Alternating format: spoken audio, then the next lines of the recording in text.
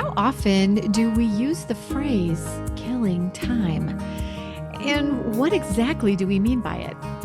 And then, how does our brain register and use this negative phrase?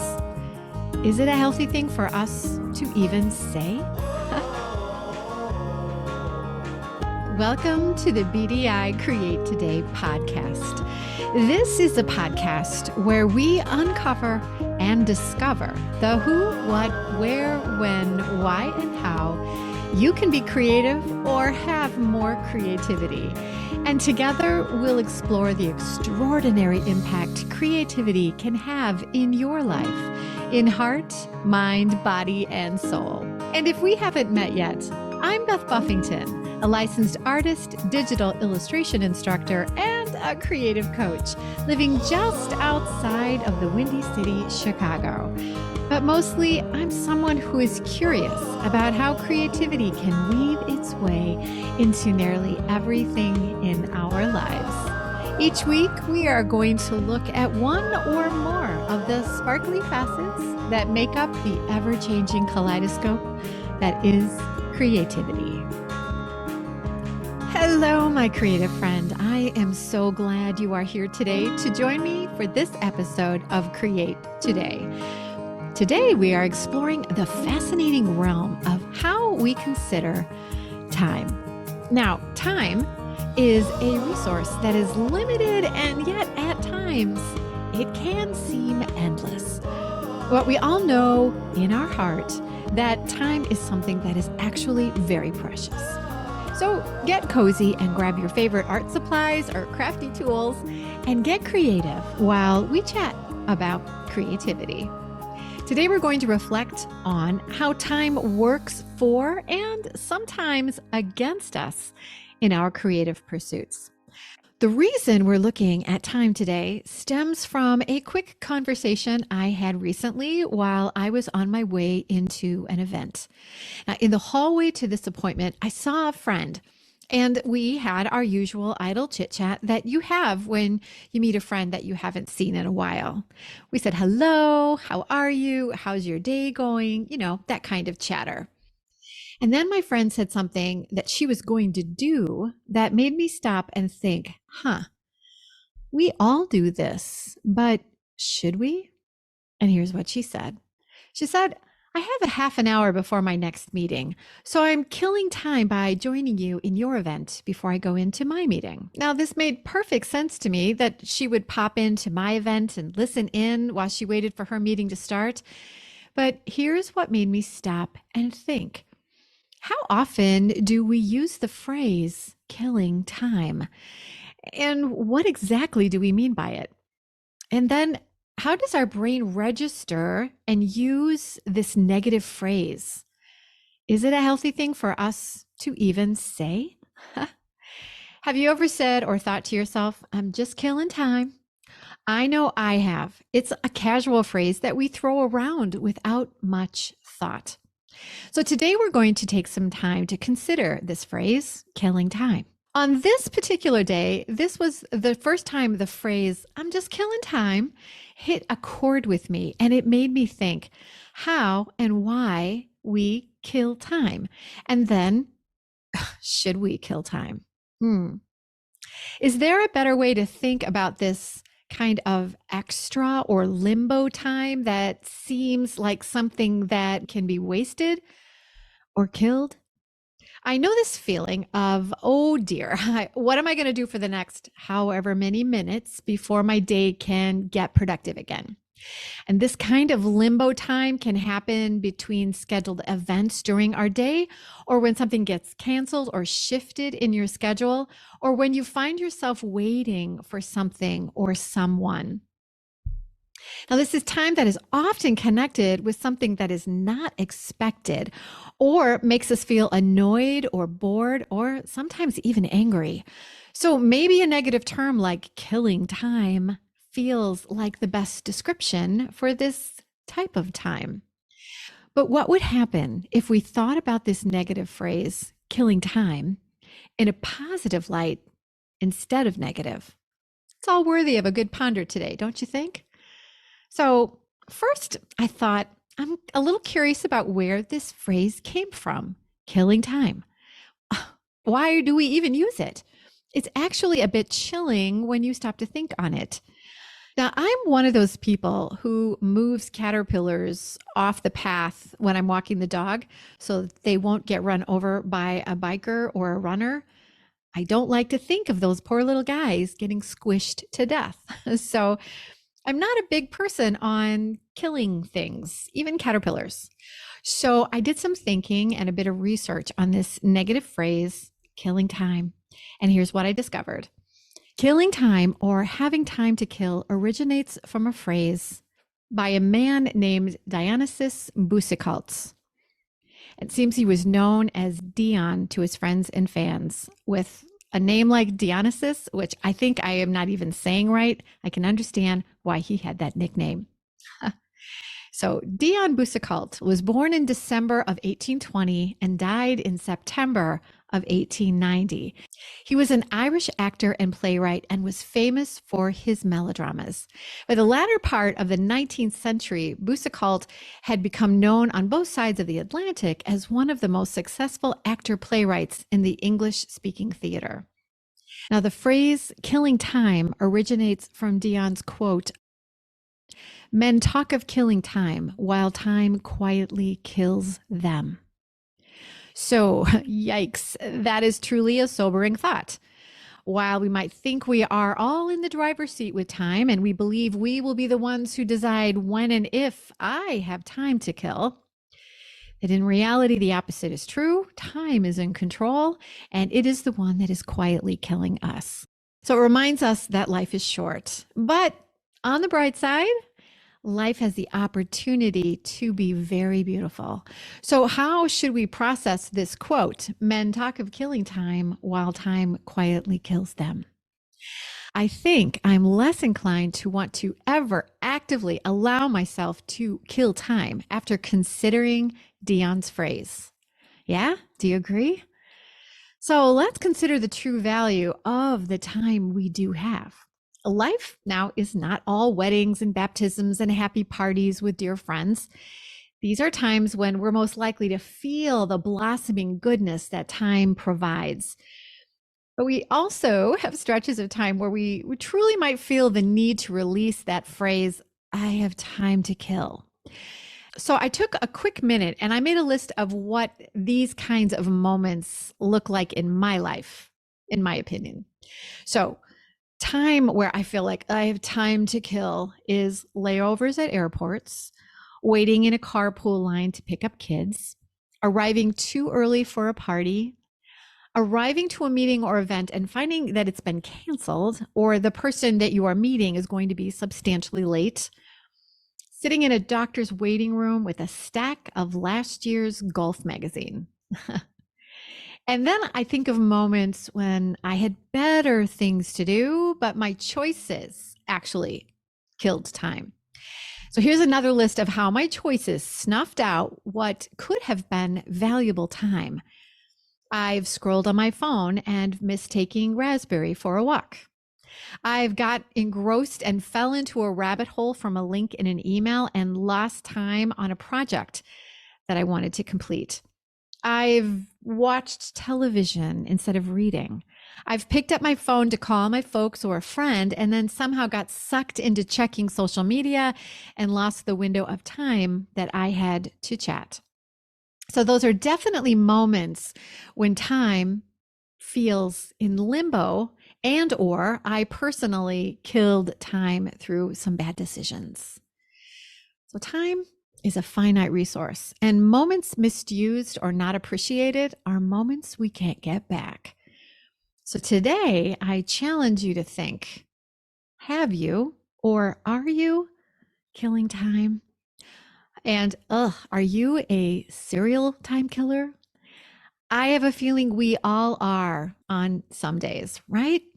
I'm only chatting about this with you today because I can see this as an area where I can improve my life. So, how can we manage our time more creatively to make room for things we want to do or need to do, like our creative pursuits? What are we doing during the time we have to kill?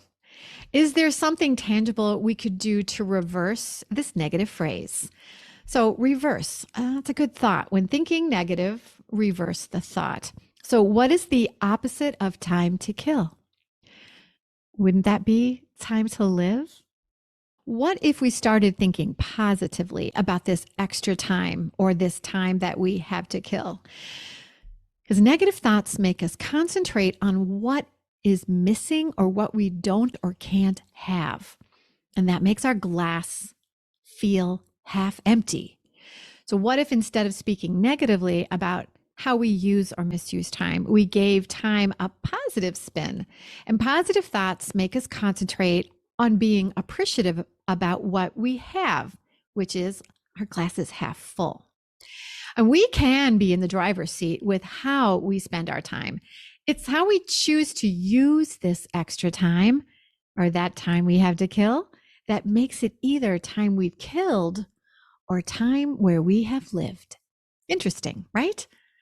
How often during the time we are killing do we find ourselves mindlessly scrolling through social media or engaging in activities that don't really contribute to personal or creative growth?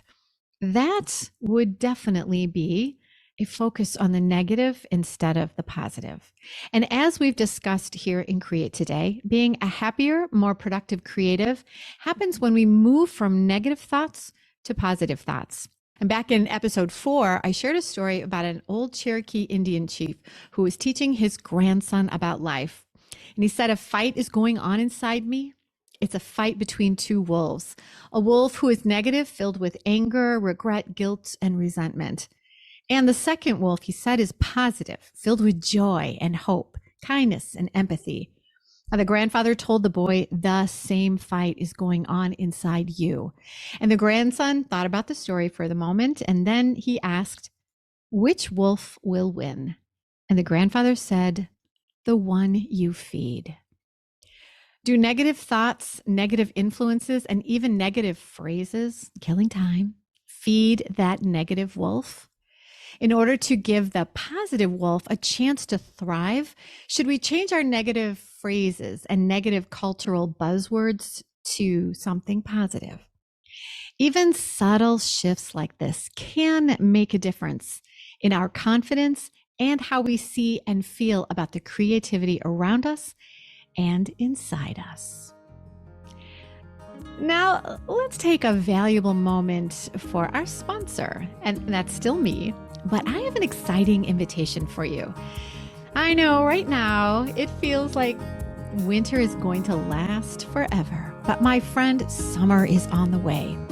And one thing you can do to prepare for an amazing summer is to make time for your creativity to really blossom and put it in the calendar. So this summer, come and create today with me. Come and join me at the Artist Rising Retreat Center in the beautiful Connecticut River Valley Inn. The dates are July 28th through August 1st.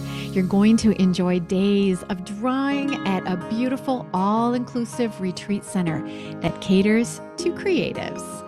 And I will be guiding you on all these beautiful days through my creative process of taking photos of flowers, drawing and stylizing your beautiful flowers, and then making zenfully gorgeous flower mandalas, all in Procreate. This will be an amazing adventure for anyone interested in learning Procreate. And this will be a super fun way to discover the creative freedom that Procreate provides. Now, the Connecticut River Valley Inn is beautiful and will serve you amazing food and drink. And all you need to do is relax and be creative. So come and bring a friend or 2 or 3 and meet me in Connecticut this summer for some lovely sun-filled days. And we'll create today together. For registration and to gather more information, just go to www.artistsrising.net/Beth-Buffington-2024. That's www.artistsrising.net/Beth-Buffington-2024. or just look to the show notes for the link. And you can also find the information on my Instagram page. Just search for Beth Buffington. I can't wait to create today with you this summer. Now, welcome back to our discussion about how we use time creatively. We've discovered that actually thinking positively about the extra time that suddenly appears in our day will help contribute to our overall creative happiness. So let's explore more about how to use this extra time to live a happier, more productive, creative life. Let's explore how we can better value the time we have and treasure these extra moments we used to label as time to kill. Instead of mindlessly letting these moments disappear slowly, here's a list of ways to mindfully embrace this extra time. Number 1, take your creativity with you. With Procreate on your iPad, you can take your painting and drawing with you everywhere. Anytime you even have just a few moments to kill, you can open up your iPad and work on a project. I truly enjoy drawing with Procreate in the airport or in the airplane. And I take my iPad to the dentist, to the doctor, or wherever I think I might be waiting for something or someone. Number 2, learn something new. Turn killing time into an opportunity for growth. Instead of doom scrolling on social media, listen to a podcast or read a book related to your creative interests. Number 3, connect with others. Use idle time to connect with fellow creatives. Engage in online communities like the Create.today community, or call a friend who you find inspiring and use this time to fill up your creative tank with friendly inspiration from your creative community. Number 4, mindful moments. Use those pockets of free time to practice mindfulness. Whether it's a few deep breaths or a short meditation session, these moments can rejuvenate your creativity. Number 5, an inspiration hunt. Consider carrying a notebook or use your phone to jot down creative ideas during downtime. Open up your creative eyes and look around you for inspiration. You never know when a seemingly wasted moment could spark your next big project. Number 6, let yourself get dirty. If you've been killing time routinely through social media or games such as Candy Crush or whatever the latest gamification app is, think about using this time to create something. Imagine putting your phone down to plant a garden and grow some tomatoes, or paint on that canvas that's waiting for you. Number 7, use your imagination. What other interesting uses can you think of for the time you've been killing recently? If you think of some fun ideas, share your thoughts with me. So, when we see a stretch of time that in the past we would think of as, I have time to kill, you now know it's possible to reverse that thought from having time to kill to having time to live. Enjoy these moments and look forward to them. The biggest step towards changing a negative phrase to a positive is really just realizing that you need to do it and then figuring out what to do with this stretch of time that we used to kill or waste. And then try as often as possible to fill those moments with creative possibilities. You know, those are those micro bursts of creativity that can actually be very powerful and productive. But my friend, give yourself patience to change this mindset. And well, this can take a bit of time. Remembering to be aware of the time we have to use daily and then recognizing when we have a stretch of time to fill, not kill. And then considering what might be needed to prepare or organize in order to better utilize time, that takes time. But my friend, it's time well spent. So work on how to plan and then use the time you used to kill. And I'm raising my hand here as someone who has often thought, oh, I wish I would have brought my iPad or my book or journal so I had something creative to do while I sit and wait. But because of lack of planning, here I am, and I only have a stack of last year's golf magazine to fill my time while I wait for the doctor or the dentist or whomever. So be prepared to actually practice planning for extra time. It takes some time to remember the things that will make your idle time positive and not negative. It's a lot like remembering to take reusable bags into stores. For me, there are many layers of remembering that need to be accomplished in order for me to be successful at using reusable bags properly. Number one, I have to have reusable bags. And number two, these bags need to be in my car. Number three, I need to remember to bring them into the store. Four, I need to remember to put them back into the car after I've brought them into the house to unpack whatever I purchased. And then five, I need to remember to take my reusable bags into every store. For some reason, I'm pretty good at remembering to bring the bags into grocery stores, but I am horribly forgetful when it comes to a Target run or going to the drugstore. So I'm still working on getting better at my reusable bags, but it's a process. So getting good habits put into place, that takes time. But celebrate yourself for the positivity that you've added to your life and keep working to make these new steps a habit. Finding ways to manage time more positively and finding value in those seemingly unproductive or used to be killable moments, we will discover we actually have extra time for creativity to flourish. And isn't that the goal? The secret to finding extra time that is creative is becoming aware that while time is fleeting and finite, we are still in control about how we decide to use our time.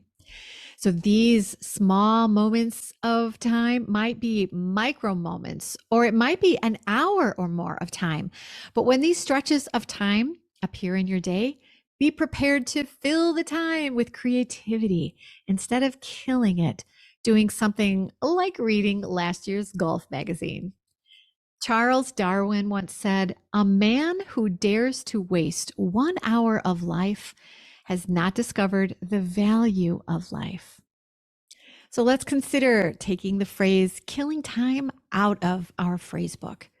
Take a moment to reflect on your creative journey and the role time plays in shaping it. Can you find pockets of time that in the past you might have killed? And now you think, no, I'm going to look at it in a positive light and plan to fill future moments with microbursts of creativity. If you reinvent your outlook on time, share your stories with me. I love to hear stories as much as I like to share them. If you found inspiration in our discussion today, don't forget to subscribe and share the Create Today podcast with your friends, your family, and your neighbors. Thank you so much for sharing your precious time with me today. So keep creating and keep looking for those golden moments when you have time to create today. Until we meet again, stay creative, my friend. Oh, and here's one more note from me, your sponsor. Interested in exploring your creativity with Procreate on your iPad? Yes, you are. Get my free Kickstart video. It gives you a beautiful tour of how to use Procreate to create your own art. You'll get information about brush libraries, layer and layer options, explanations of the tool icons, and much, much more. Go to www.bdi-create.today/Kickstart to get my free Procreate Kickstart video.